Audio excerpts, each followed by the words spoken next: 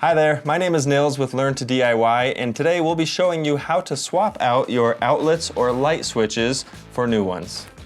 Now the first step in anything you do with any electricity is to make sure that the power is out to that receptacle.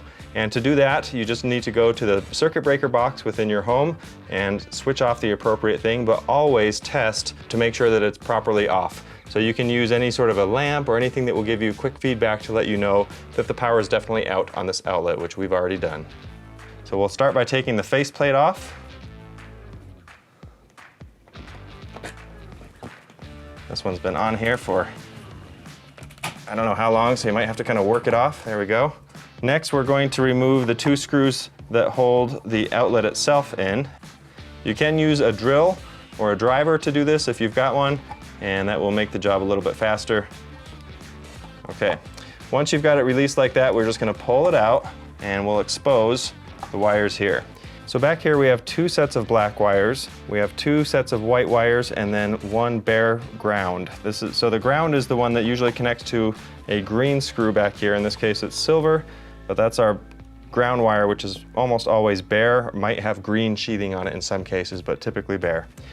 Your two black wires are called your line or your load wires, and then your white wires are called your neutrals.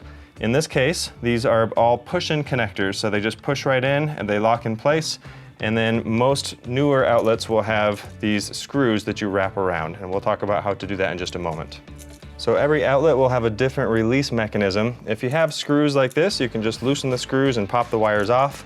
This one has a release slot, so you're going to take a slotted screwdriver like this, push in on it, and then that will allow you to wiggle that out.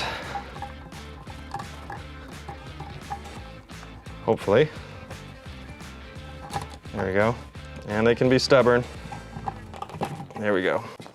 There we go. And two. Okay, so now we've got our neutrals over on the other side. And then lastly, we'll just loosen the screw for the ground.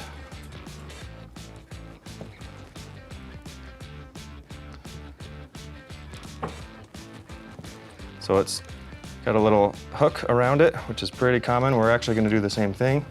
And so you can pry your screwdriver in between, kind of loosen that up a little bit, and it should pop off.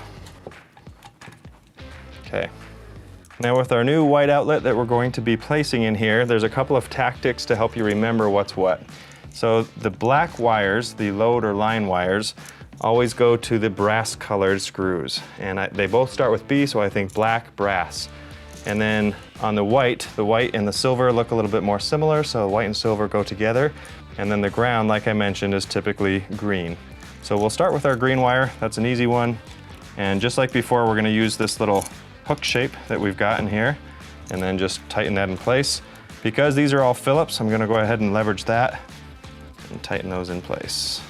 Typically, you want to have your ground slot facing down. Now, with these wires, even on this new outlet, I can actually push these in. I don't like to push them in just because in many cases they could come loose over time, especially if there's any vibrations or anything like that.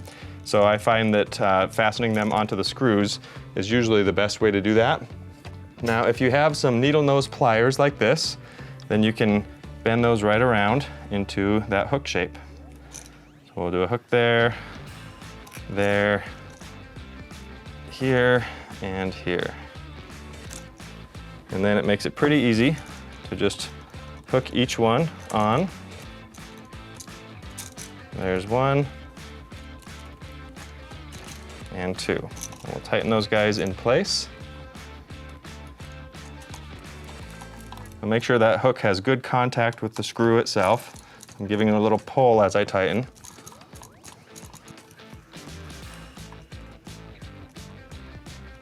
All right, now that I've got everything connected, this is a fully functional outlet at this point if we were to turn the power back onto this.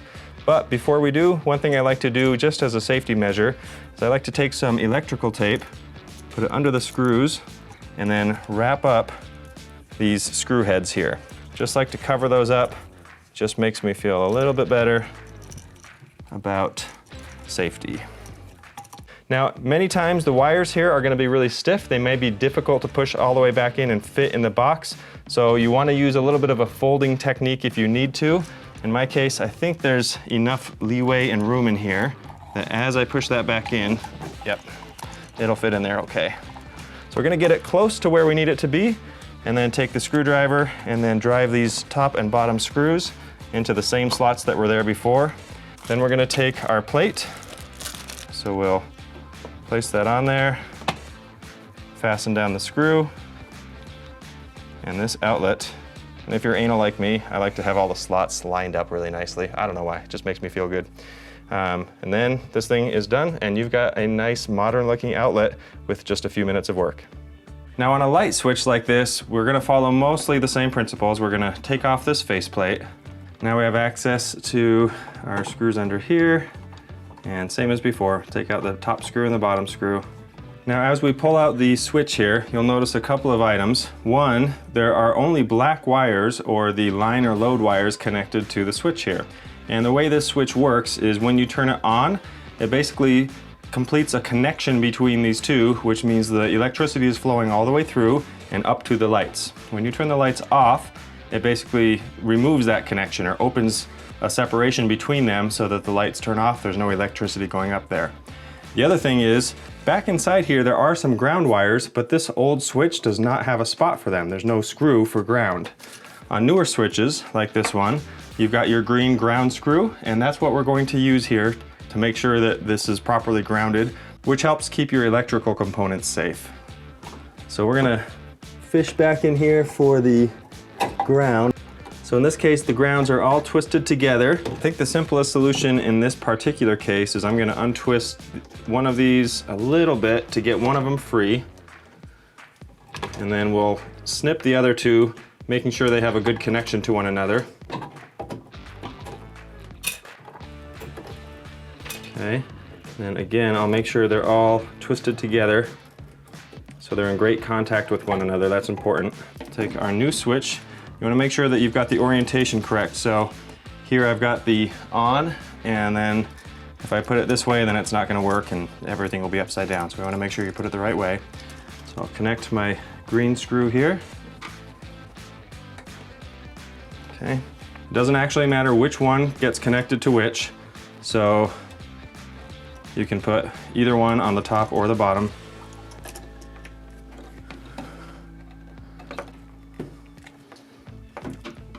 All right, I'm double checking to make sure everything is upright. The off switch is there, which is great.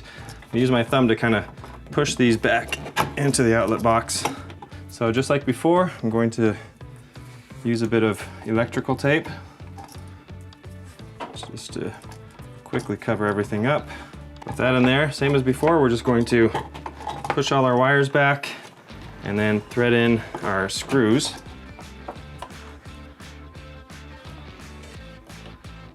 And now that we've switched the power back on the circuit breaker, we've got functioning light switch again and looking much better. Now for the last outlet that we'll show today, this is called a GFCI outlet, and these are typically found and required in bathrooms, kitchens, or anywhere where there might be some moisture. So what we're going to do is replace this today with a more modern version, and then it also has a separate faceplate to match. So this will follow mostly the same path that we've done before, but you've got two load and line wires, and then on this other side here, you've got your two neutrals, and then our ground is coming in underneath down here. And same thing, we've got our two brass for the two black, and we've got our two silvers for the white, and our ground underneath. So just kind of wash, rinse, repeat here. This one, push everything back in. And with that, we have our finished product here, like you can see. So this is something you can repeat and do throughout the house. Now, if you have any questions or comments on that, please feel free to leave those in the comment section below, and I'll do my best to help out. Now, if you want to take this one step further, you can also check out my videos right up here, where you can learn how to make these smart or Wi-Fi enabled light switches. It makes things a lot easier and helps you work with your existing home automation systems like Alexa and Google Home. Thanks for watching. We'll see you next time.